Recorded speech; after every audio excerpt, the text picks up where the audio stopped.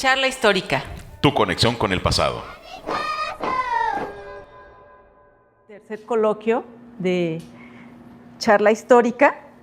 Vamos a continuar con la doctora María Concepción Gavira Márquez y nos va a dar una ponencia acerca de fuentes de investigación en el Archivo General de Indias de Sevilla. Voy a dar una semblanza de la doctora. La doctora es doctora en Historia por la Universidad Hispalense de Sevilla en 1998, realizó su tesis sobre minería colonial andina y desde entonces se ha consolidado como especialista en la historia económica y social de la minería en los virreinatos sudamericanos. Actualmente es profesora investigadora en la Facultad de Historia de la Universidad Michoacana de Sariconaz de Hidalgo, donde participa en los programas de licenciatura, maestría y doctorado.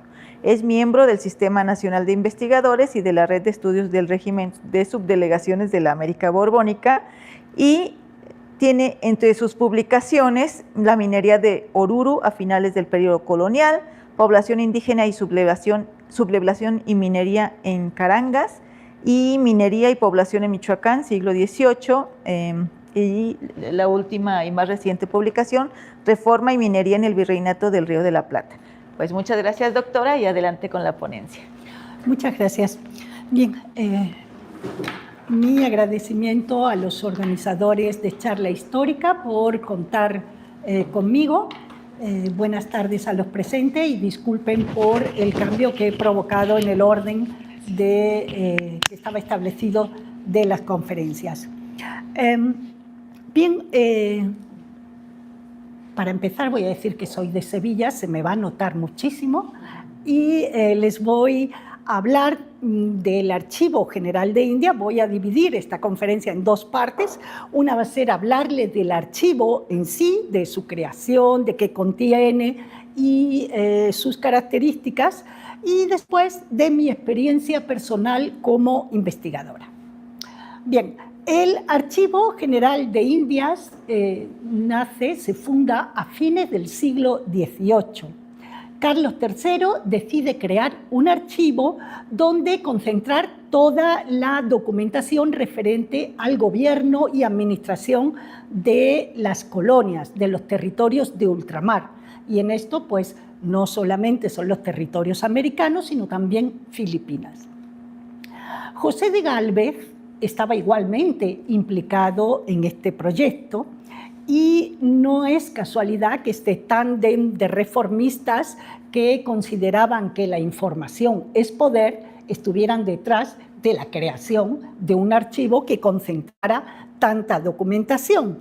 Entonces decidieron, pues, elegir para mejor controlar todo lo que es la administración, los expedientes y toda la parte histórica, porque estamos hablando de fines del siglo XVIII, decidieron crear este repositorio documental. La información, la documentación que va a estar incluida o va a estar recluida en este archivo, pues procede de instituciones claves en el gobierno de las Indias, del Consejo de India, de la Casa de Contratación, de los consulados de Sevilla y Cádiz, y también hay documentación privada de personajes importantes que decidieron, que tienen que ver con la administración y el gobierno de los territorios americanos y de Filipinas, y decidieron enviar la documentación, su archivo privado, a este Archivo General de India. Bueno, se decide fundar este archivo ante la necesidad de concentrar la información y se decide ubicarlo en Sevilla. La ubicación en Sevilla del archivo no es algo caprichoso, no es algo que se les ocurra porque Sevilla tiene un color especial, como dice la canción, o algo así. Todos sabemos que Sevilla concentró la sede del comercio con América. Fue la sede del monopolio que tenía la corona hispana con los territorios americanos, ¿no? Desde muy pronto, desde 1503, se decide ubicar en Sevilla toda la gestión de la administración y el gobierno de las Indias. Entonces eran las Indias, un territorio que iba a ir avanzando y que, bueno, pues había que controlar, había una obsesión por controlar quién pasaba a estos territorios, no solamente quién pasaba, sino qué se llevaba, las mercancías y qué se traía. Entonces, todo este comercio, todo este trasiego de personas y mercancías, de barcos, todo esto tenían que gestionarlo desde una nueva institución. Y esta nueva institución fue la Casa de la Contratación.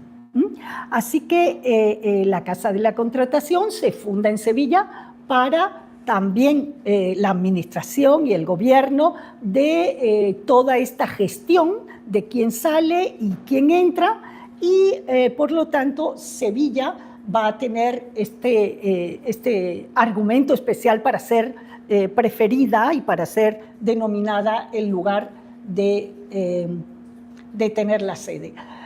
Mucha gente diría, bueno, ¿y por qué si se tratan de barcos, se trata donde se organizan las flotas, por qué un puerto fluvial? ¿No? Porque si lo vemos, y siempre digo, bueno, Sevilla es puerto, pero es puerto fluvial. ¿Por qué un puerto fluvial? Pues les recuerdo que en estos momentos el Mediterráneo está controlado por los turcos. Tenemos unos conflictos con los turcos impresionantes. Entonces, había mucha piratería. Primero, tenía que ser en la zona, en la costa atlántica, puesto que los barcos iban hacia Occidente. Y también había que cuidar la seguridad de todos esos barcos, de todas esas flotas que salían y entraban. El hacerlo dentro de un río, pues obviamente es más fácil controlar, no tienes un asalto de piratas, no tienes esa inseguridad. Y las flotas se organizaban durante meses. O sea, no se crean que la flota era en 3 días se organiza una flota para ir hasta América, no. Eso tardaba meses en organizarse. Por lo tanto, esos barcos que estaban ahí esperando las mercancías, esperando organizar todo el viaje, pues estaban tranquilos porque estaban en un puerto de una ciudad pues bastante controlado, ¿no? Y entonces por eso se elige Sevilla, que es un puerto fluvial y que, bueno, pues tiene un río que se lo puede permitir. El Guadalquivir es un río navegable, es un río amable, es un río amplio y, bueno, pues tenía las condiciones especiales para que fuera, pues, la sede de este tránsito con América. Aquí les he traído algunos mapas de la Sevilla del siglo XVI para que vean, bueno, pues la importancia del río y cómo pues el río se destaca como un río amplio, ¿no? Ya se ve en la ilustración un río amplio con muchos barcos, con mucho movimiento, ¿no? Aquí la Giralda, se ve el centro y en esta parte más al otro lado del río es lo que es el barrio de Triana, el barrio de los marineros.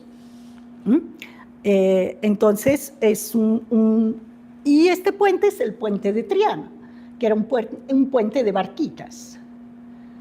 Otra de las ilustraciones, ya ven, aquí está la Torre del Oro, el puente de Triana y los barcos. Y otra también, viendo cómo está organizado la ciudad y cómo, bueno, miren toda la cantidad de barcos que aparecen y cómo realmente el río está dividiendo la ciudad, ¿no? Y tiene una presencia muy importante. Por supuesto, esto le permitió a Sevilla ser una ciudad pues, de las más importantes del mundo a partir de que pues, todo el tránsito con América suponía una gran cantidad de actividad, de personas, de riqueza, de plata, de mercancías que confluyen, de negocios, y se nota en el crecimiento de la misma ciudad. Bien, como les dije, en esta ciudad se va a fundar la Casa de Contratación para controlar el monopolio, y esta casa se ubica en lo que es el Alcázar de Sevilla. Muchos de ustedes seguro que ya han visitado el Alcázar y saben que es un espacio grande, mudéjar, muy impresionante, y ahí está ubicada las salas porque la Casa de Contratación no solo va a estar encargada de dar las licencias de embarque, de llevar el registro de las mercancías, de los barcos, de organizar los barcos que van a la conquista, a las western y demás, sino también va a estar vinculado con todo lo que implica el conocimiento náutico en aquel momento, a nivel mundial.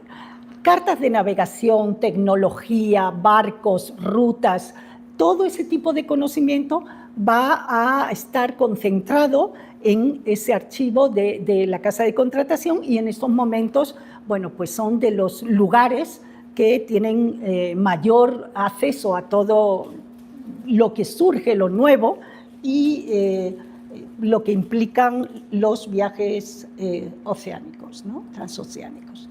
Bien, entonces, a partir del vínculo de Sevilla con los territorios americanos y Filipinas, pues es que se decide crear el Archivo General de Indias en Sevilla. Para ello se elige un edificio que es también muy emblemático, que es también del siglo XVI y que es la Casa Lonja o el Consulado de Mercaderes. Este edificio, que es un edificio renacentista de 2 pisos con un patio central, pues es construido porque a partir de todo el auge comercial hay un grupo de mercaderes muy importante que se dedicaban a gestionar sus negocios en las escalinatas de la catedral. Este edificio está al lado de la catedral. Lo que vemos allá en el fondo es una esquinita de la catedral. Los comerciantes se dedicaban a hacer sus tratos y negocios allí en las escalinatas y en la puerta. Y entonces la misma iglesia, la jerarquía eclesiástica, dice: esto no puede ser, ya háganle un edificio para estos comerciantes, ¿no?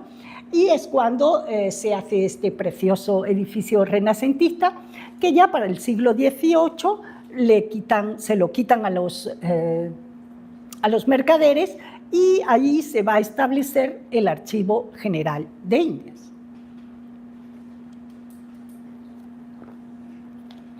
Hoy en día, cualquier sevillano sabe dónde está el Archivo General de Indias, ¿no? O sea, estar al lado de la catedral, en pleno centro monumental de Sevilla, pues hace que nadie vaya a tener dudas ni vaya a tener problemas para encontrar el Archivo General de Indias. Algunas fotos, porque para hacernos a la idea de que es un edificio grande, que es un edificio pues, con un valor monumental impresionante, al menos así lo veo yo. Aquí se puede ver con un poquito más de perspectiva. Lo que se ve detrás, esa torre, es la Giralda, puesto que la catedral y la Giralda están a la espalda, ¿no?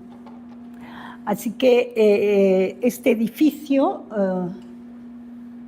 por dentro es también obviamente un edificio que va a ser adaptado, va a ir adaptándose a su labor de recopilar información, pero hay que decir que como archivo no se abre al público hasta fines del siglo XIX. Se crea a fines del XVIII, pero no se abre al público hasta fines del siglo XIX.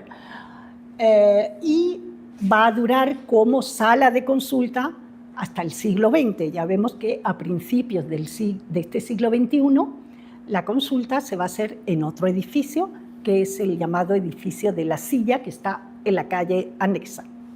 Bien, el ir adaptando este edificio, que no tenía su primer objetivo la recopilación de documentación, ser archivo, pues se va a construir, por ejemplo, unas estanterías de esta madera tan bonita, preciosa, que viene de Cuba, y si se ponen las estanterías así en fila, hay como 8 kilómetros de estantería. Imagínense la cantidad de estanterías que hay.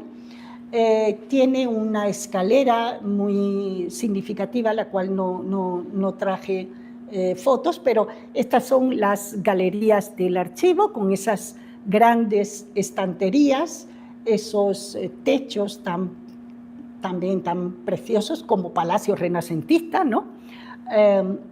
Es un sitio fresco, es un sitio, aparte de la carga simbólica que tiene, pues es un sitio que la verdad, pues no sé, nosotros como historiadores siempre nos sentimos un poco impresionados, ¿no?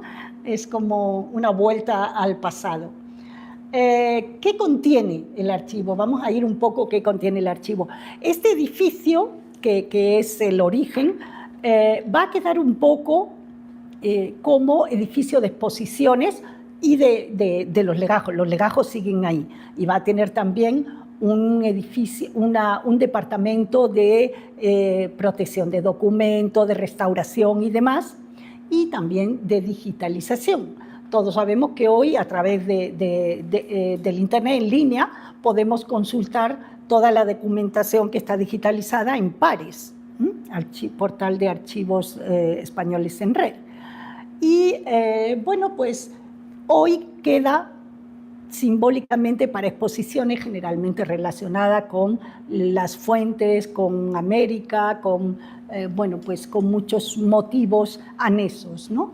Y podemos encontrar, pues, desde el Tratado de Tordesillas, las capitulaciones de Santa Fe, pues toda una serie de documentos simbólicos no solamente para nosotros, sino a nivel mundial, ¿no? Y también, bueno, pues aquí está en una de las exposiciones, tocó poner el escudo de la ciudad de Tzintzuntzan, ¿no? Para que vean que también Michoacán está en esta serie de ilustraciones y mapas que tienen bastante importante y cuantiosas, ¿no? El origen de la documentación que encontramos en el Archivo de Indias, pues es un origen, hay que decirlo, oficial, es un origen que parte de todas las instituciones y administración que ha tenido que ver con el gobierno de las Indias. Así que encontramos los documentos que provienen del Consejo de Indias, de la Casa de Contratación, Consulado de Sevilla y Cádiz, Secretaría de Estados, Secretaría del Juzgado de Arribada, Comisaría Interventora de Hacienda Pública de Cádiz. Hay que decir, para que también hay que puntualizar, que en el siglo XVIII, no a fines, en el siglo XVIII, los barcos se hacen cada vez más grandes y más pesados y el Guadalquivir da problemas en este tramo hasta Sevilla, entonces se decide pasar la Casa de Contratación y el puerto hasta Cádiz. Ya la flota no tiene que meterse tierra adentro, sino se queda ya prácticamente en la costa atlántica, en el puerto de Cádiz. Por lo tanto, también en Cádiz se traslada la Casa de Contratación durante el siglo XVIII y, bueno, pues toda esa información pasa de vuelta a Sevilla al Archivo de India. Los tribunales de cuentas, la Dirección General de Rentas de Correo, la Real Compañía de La Habana, estos son las instituciones más importantes que remiten su información al Archivo de Indias. Se agrupan en diferentes sesiones, aquí se las muestro, y yo he destacado gobierno porque es la sesión que nosotros los investigadores solemos utilizar más. En la sesión de gobierno están las audiencias americanas que, bueno, pues realmente tienen un peso muy importante para nosotros los historiadores porque es toda la gestión que han realizado estas audiencias durante siglos en los territorios americanos. Vamos a ver que los años van a variar porque hay audiencias que se establecen a fines del siglo XVIII. Por lo tanto, la documentación que generan, por ejemplo, la de Caracas, es a partir de 1786. Es una documentación que va a ser pues, más disminuida en cuanto que tiene menos años, ¿no? Y bueno, pues como les dije, vamos a situarnos ya en el edificio, que es el edificio que se llama de la Silla, que este edificio se abre al público a consulta en el 2002, que significa que el Archivo General de Indias ya está cerrado para la consulta de los investigadores. Yo debo de decir que el Archivo General de Indias tenía su encanto. Era un archivo que, tenía una sala, un ambiente especial, aunque, claro, ya para adaptarlo a las cuestiones prácticas de poner computadoras y hacerlo más eficaz, pues obviamente ya tenían problemas para hacer esa adaptación y decidieron pasarlo, la sala de consulta, a la calle de al lado, a este edificio, que es La Silla. Se entra por esa puertecita que vemos ahí, y tengo que decir que el archivo está abierto al público, a cualquier persona. Cuando yo comencé, hace años ya, porque hace 30 años que yo visito regularmente el archivo, cuando yo comencé no tenía acceso cualquier persona al archivo. Tenías que tener una carta de presentación vinculado a la universidad, te hacían un carnet del archivo, una credencial del archivo. Entonces todo el mundo tenía que pasar por esa credencial, por esa aceptación, donde tú decías a qué ibas a ver, todo este tipo de cosas, ¿no? Hoy en día tú vas con tu credencial o tu pasaporte y nomás pues entras, te registras tu tema y tal y cual, pero ya no te dan credencial, simplemente pasa, te dan una contraseña porque tenemos acceso a través de las computadoras. Entonces pues tienes que tener tu contraseña para entrar y para pedir la documentación que requieres, que te la llevan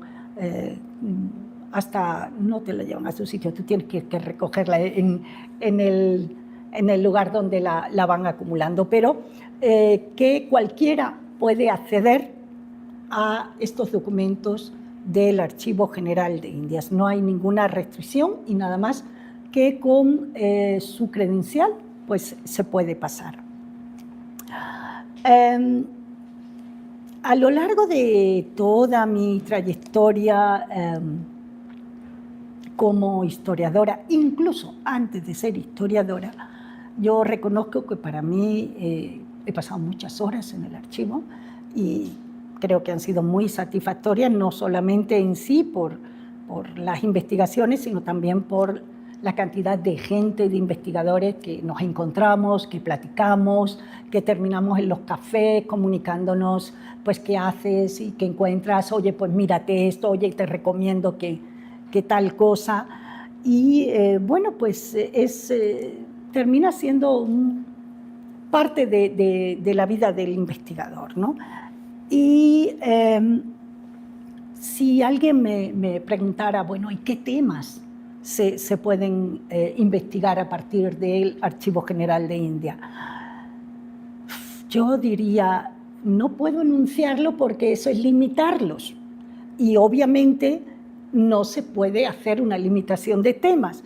Cuando yo generalmente hablo con mis estudiantes de seminario de investigación, siempre les digo, las fuentes deben de ser, aparte de hacer un análisis de las fuentes, de ver el origen, el destino y demás, las fuentes deben ser de origen variado, de procedencia variada, y es lo mejor, no quedarnos con un tipo de fuente oficial, sino tener esa complementariedad de visiones y de documentación y de información para pues, tener como que más argumentos para análisis, interpretación y demás.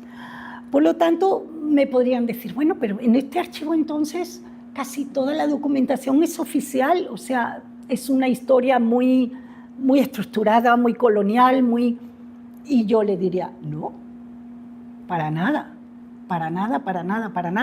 Por supuesto que también hay una historia a partir del Archivo General de India muy oficial, muy positivista, pero hay que reconocer que hay tanta información, tantas maneras de ver la información y tantas sorpresas dentro del archivo que eso me llevaría a decir, yo no puedo limitar a hacer una lista o decir que todo se limita a los documentos oficiales, a una historia oficial, a una historia de administración, una historia de gobierno. No, no es todo así. Y lo digo después de estar muchos años.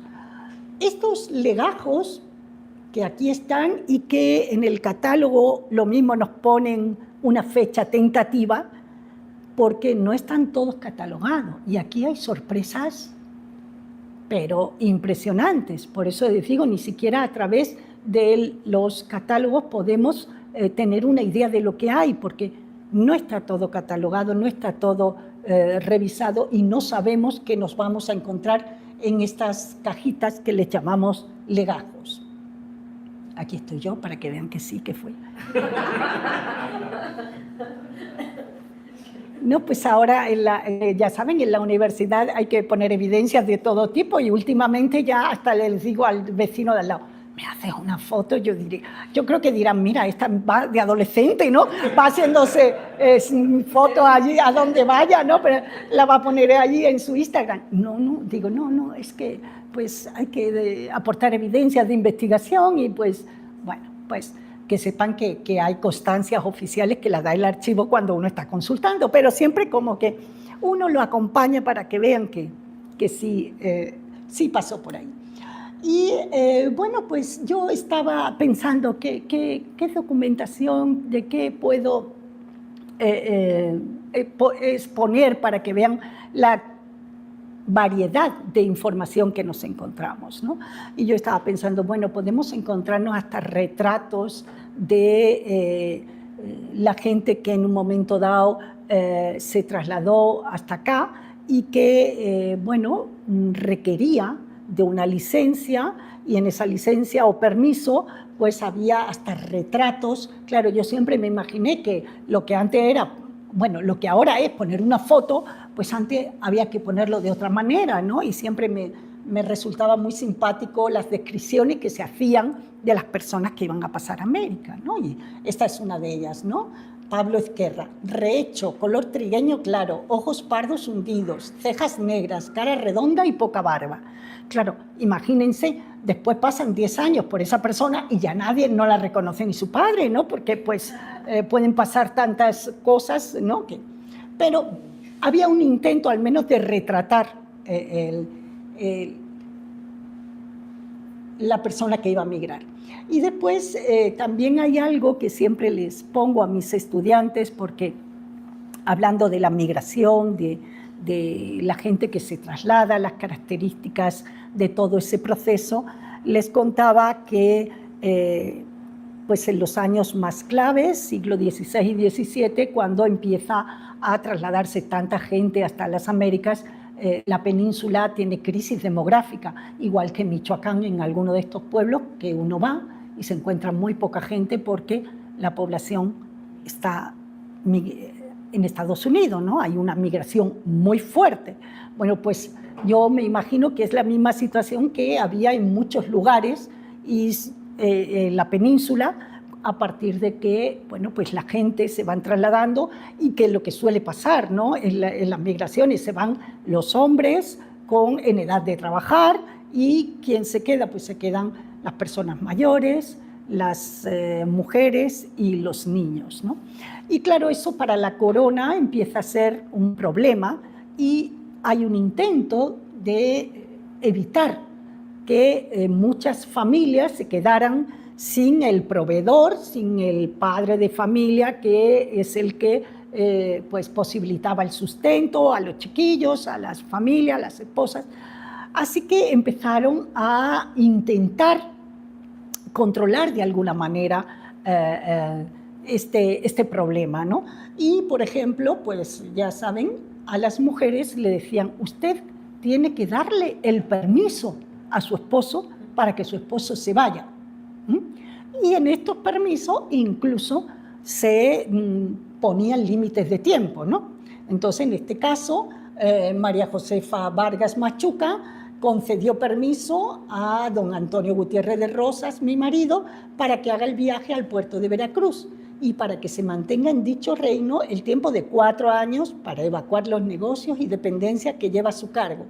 Y juro por Dios y la Santa Cruz, según derecho, que para este otorgamiento no he sido inducida, violentada ni atemorizada por el referido mi marido ni otra persona en su nombre, pues lo hago de mi libre y espontánea voluntad. Bueno, pues aquí hay por lo menos está un intento de tener el permiso de la esposa, que la esposa sepa dónde va y a qué va a América. Pero claro, sabemos que muchos de estos que tenían el permiso de sus esposas pasan los años y después no vuelven. Pero también la corona contaba con eso. Y tiene también otra gestión para que esa señora se presenta en la casa de contratación y dice, pues que mire que Antonio, que ya pasaron 8 años y no ha vuelto y no sé de él, ¿no? Entonces se emitía una orden para buscar a Antonio Gutiérrez de Rosas y donde lo encontraran, al puerto y de vuelta para la península. Claro, ustedes dirán, ¿y esto tenía mucho efecto? Pues seamos realistas, poquitos, ¿no? Poquitos. Era un intento de, pero en la realidad pues no era algo que fuera muy eficaz. Pero bueno, el intento estaba ahí, ¿no? Como aquel que dijo, ¿no? Por otra parte, cuando estamos comentando que hay documentación muy oficial, que puede ser un archivo propiamente colonial, yo pensaba, hay tanta documentación de tantos tipos de información, de discursos y de textos, que se puede hacer todo tipo de historia, ¿no? Cuando trabajé unos expedientes de unos comerciantes, me encontré cartas privadas entre tíos y sobrinos, entre una familia en América, otra familia en Cádiz, donde se hablaba de los miedos, donde se hablaba de las angustias, donde se podía trabajar las emociones a partir de esas cartas privadas. Estaban las cartas privadas en un expediente por un problema económico entre mercaderes. Pero ahí estaban, como les digo, hay sorpresas, sí las hay. Esta carta me la he encontrado hace muy poco tiempo y realmente es una carta un poco fuerte. En ella, una mamá le escribe a su hija insultándola. Y esta hija manda esa carta al Consejo de Indias porque pues, hay un problema de herencia de por medio, ¿no? Entonces, aquí tenemos otra de esos ejemplos en que pues, nos permite obtener textos, información y documentos que van más allá de lo que es la historia oficial, la historia administrativa, la historia institucional, ¿no? Bueno, creo que no la voy a leer, pero si ustedes empiezan, ya la primera entrada ya es fuerte, ¿no? Cochina hedionda opa, esa es la entrada y después le dice de todo. Ahí había un problema de herencia, ella era entonces era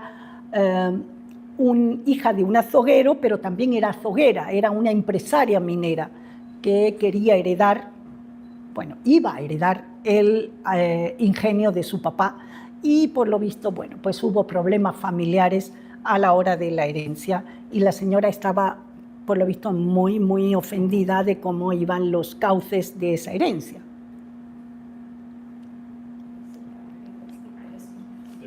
Pero pues aquí les pongo un ejemplo de los muchos que hay de la información que podemos encontrar, ¿no? Y cómo podemos manejarla y cómo nos ayuda a otro tipo de historia, de forma de historiar que no sea la más institucional y aburrida.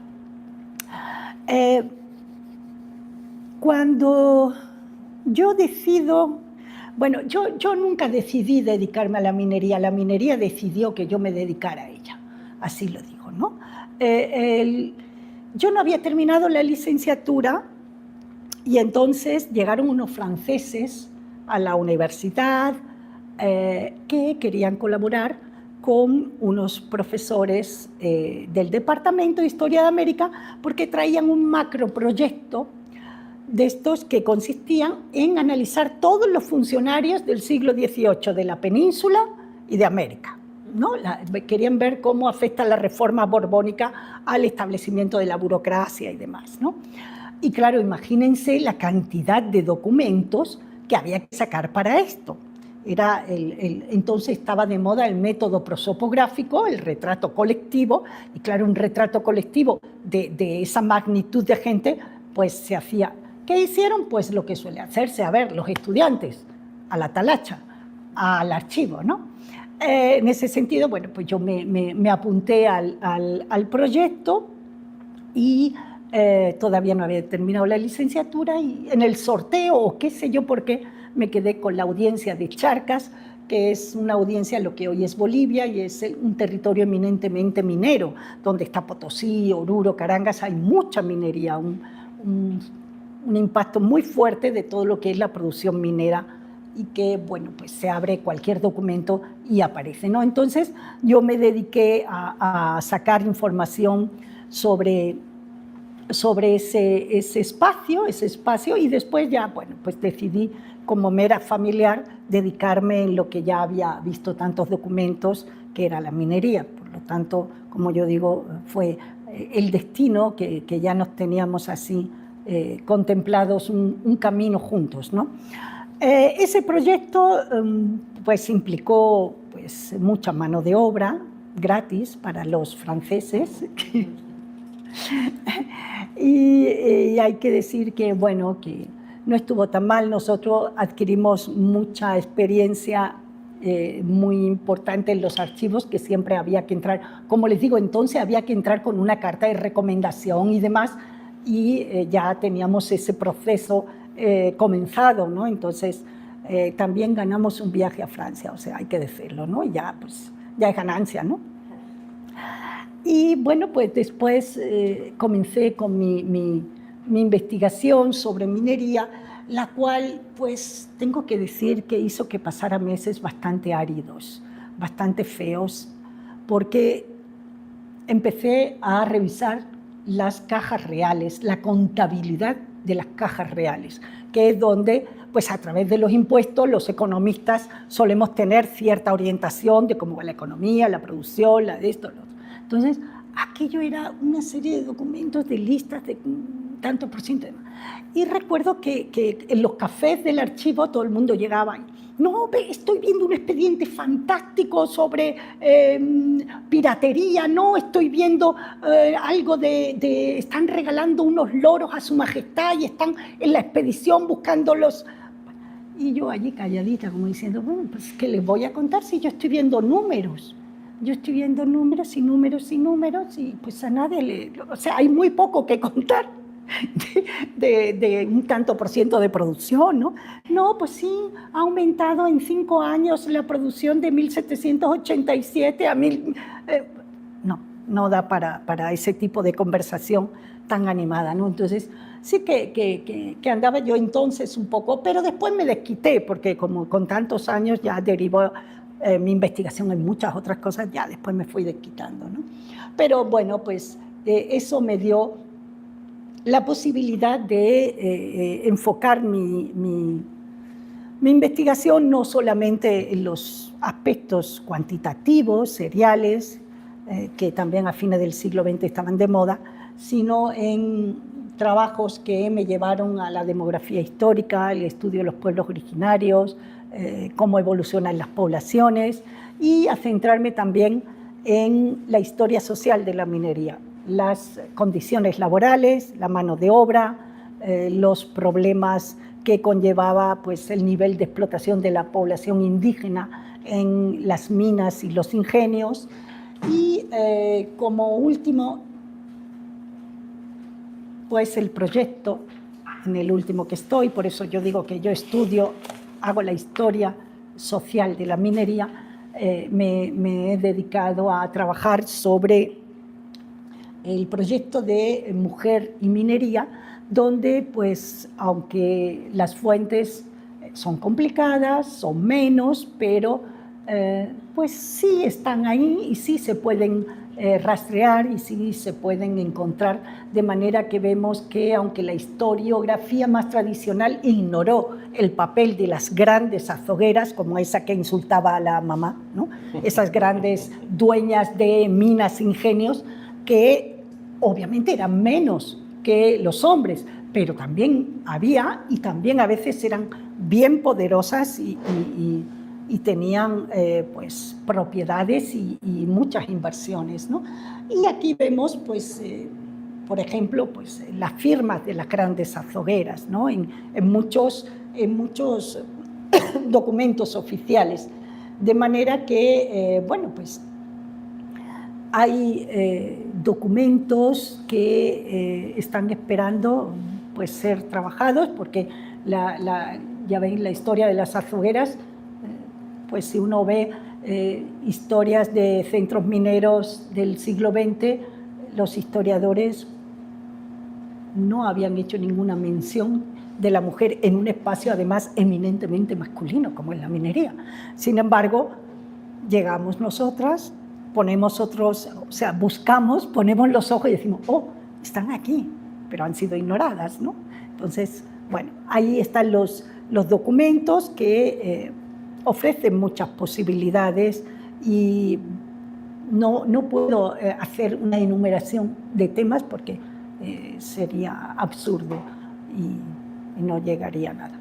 Bueno, pues aquí lo dejo como terminando con mi experiencia personal y mi último proyecto. Muchas gracias.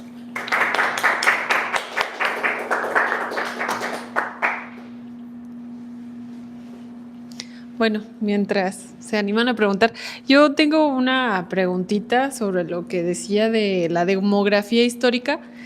En ese aspecto y de acuerdo a lo que encontró en el archivo se basaban, no sé, había censos, había índices que te dijeran como la tasa de natalidad, de mortandad, migración, o cómo trabajó esta parte de la demografía histórica. La demografía histórica, pues en sí tiene grandes problemas, porque las fuentes no estaban preparadas precisamente como fuentes demográficas. Eran contabilidad de personas que se contaban y se registraban con un objetivo especial y que no era simplemente contar toda la población, a lo mejor contar los tributarios. Generalmente el objetivo era el fiscal, el dinero, ¿no? Entonces, por ejemplo, contar los tributarios. Todos sabemos que los pueblos originarios, los indígenas, tenían que pagar un tributo, tenían que pagar un impuesto. Entonces, por ejemplo, a través de toda esa documentación fiscal, puedes rastrear el número de población para tener una perspectiva al menos sobre la evolución de la población. Datos muy específicos no, porque eso lo tenemos generalmente en los archivos parroquiales, que esos son los que muestran o nos acercan a unos censos más detallados sobre las poblaciones locales, aunque también hay a veces que llegan censos también hasta el Archivo General de India, pero generalmente no son los parroquiales, esos se quedan en los archivos eclesiásticos, ¿no? Pero sí se puede tener una perspectiva sobre todo de periodización amplia, ¿no? Porque también pues hay mucha problemática, sobre todo al principio, con las encomiendas y con la mortalidad de población tan importante. Entonces se les pide a los encomenderos, a ver, ¿qué está pasando? Se le piden cuenta a los encomenderos. Entonces se van haciendo esos censos precisamente para averiguar por qué la población está muriendo o por qué está huyendo, que también pasa. Que la población en un momento dado pues sale de esa jurisdicción, sale de debajo del encomendero o sale de debajo de esos pueblos de indios que tienen la obligación, por ejemplo, de mitar, de ir a las minas. Entonces, hay veces que la ausencia de esos tributarios no solamente responde a la mortalidad, responde a otros factores. Por eso la documentación serial, la documentación fiscal, hay que mirarla con mucho cuidado, porque uno tiene que entender el contexto donde está generada, tienen que entender también la población, porque en un momento dado se puede achacar esas ausencias a mortalidad y no siempre es así, ¿no? Entonces, hay que andar con cuidado con cualquier tipo de fuentes, pero con las fuentes fiscales especialmente cuando las queremos trasladar a estudios demográficos. Y es lo que ocurre durante el siglo XVI y XVII. Ya en el XVIII empieza a haber censos más específicos que quieren contar toda la población, pero el siglo XVI y XVII prácticamente son censos fiscales o con otros objetivos, ¿no? También puede haber censos para milicias y demás, ¿no? Entonces ya está recogiendo un tipo de población particular. Felicidades. Gracias. Yo. Doctora, dentro de esta búsqueda que instintivamente hacemos siempre de testamentos, lo que más encontré ahí en el archivo era inventario de bienes de difuntos de los españoles que morían en las Américas, pero ya no recuerdo, me perdí, no sé si usted recuerda el procedimiento era como detectar que los bienes y después había una venta para llevar el recurso, o cómo era el procedimiento para estos bienes de difuntos que quedaban en las Américas y que no tenían descendientes acá y que tenían que recogerse. Eso era una situación que más o menos era frecuente si moría un español y no le quedaba herederos aquí o su herencia a sus hijos. Digan, ese señor que venía 4 días al puerto de Veracruz, en el puerto de Veracruz le da una enfermedad, el mal de Montezuma, y el pobre se muere, ¿no? ¿Qué hace con todo el dinero del negocio que venía a hacer?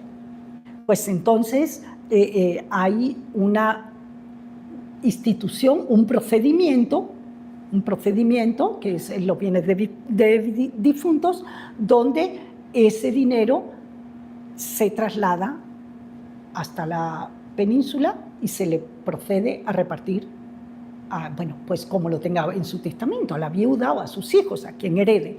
Cuando hay haciendas y propiedades, pues también, pero se hace mucho más largo y el procedimiento siempre se complica, pero hay maneras de que esas propiedades queden al heredero, que por derecho le corresponde, si está en la península, pues tenga la facilidad de hacérselo llegar a ese heredero. Son procedimientos que tardan mucho, porque primero hay que hacer inventario, después venta y después con el tiempo llega el dinero, porque sí hay que venderlo, a no ser que el propietario, el heredero, se quiera trasladar a la península, hasta América, ¿no? ¿Nadie más? Yo, perdón, doctora, me perdí. ¿Hasta cuándo están los fondos en el archivo? Bueno, pues generalmente hasta el siglo XIX, pero dependiendo de... Por ejemplo, Cuba va a estar hasta fines del siglo XIX, que no se consigue la independencia. Entonces, Cuba es de la sección de las que son más amplias en la temporalidad. Porque a medida que los países americanos se van haciendo independientes, cortan la comunicación, ya no hay esa documentación que genera la administración y el gobierno. Por lo tanto, a medida de que, por eso es un archivo eminentemente colonial. Ya. Gracias. Sí, gracias. Va a depender de eso. Bueno, una curiosidad. Sí. ¿Por qué en el caso de México llega hasta 1856?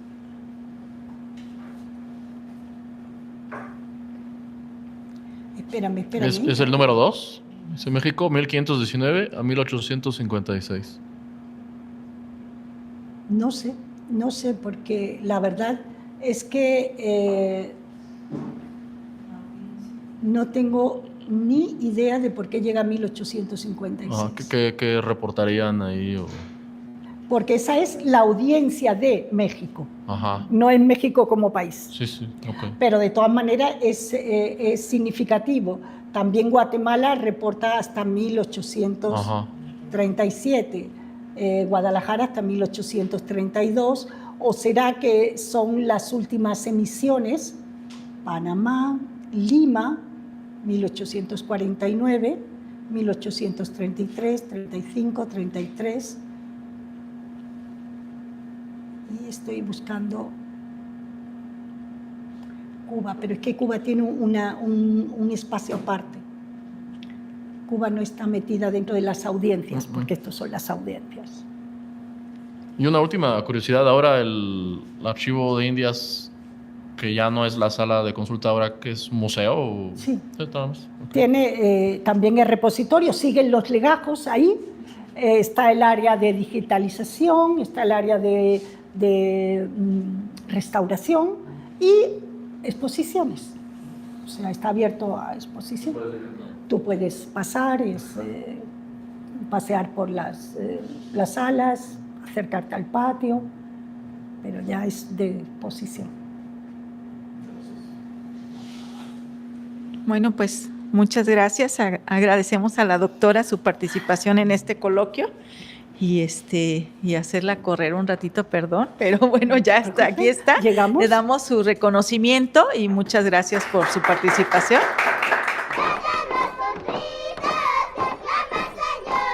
Charla histórica. Tu conexión con el pasado.